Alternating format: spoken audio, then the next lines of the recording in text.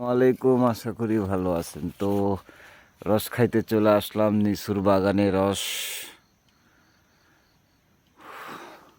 লাগানো আছে। সকাল সকাল রস নামাইতে আসলাম।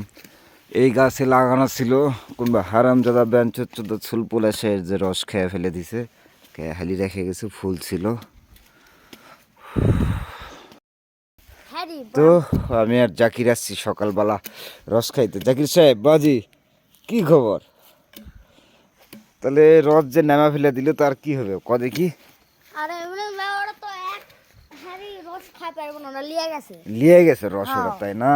এই হাড়িটা দুই গাছের মধ্যে ওই হাড়িটাই বড় ছিল। তো আজকে অনেকদিন পর রসের গাছে চড়বো, দেখি কি অবস্থা হয়। বড় হাড়িটা নামাই নিয়ে গেছে, হাড়ি রেখে চলে গেছে, ছোট হাড়ি আছে। ওরে আল্লাহ,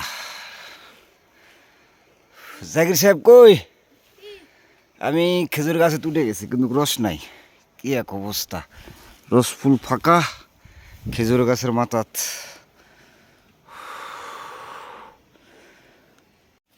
যাও ওটি আসো, ওর ঠেকা সেই তো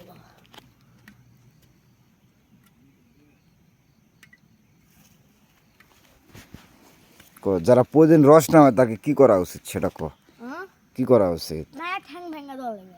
ঠ্যাঙে ভেঙে দেওয়া লাগবে নাকি? শোনো, ওর মায়ের আর বাপের কবা আছে,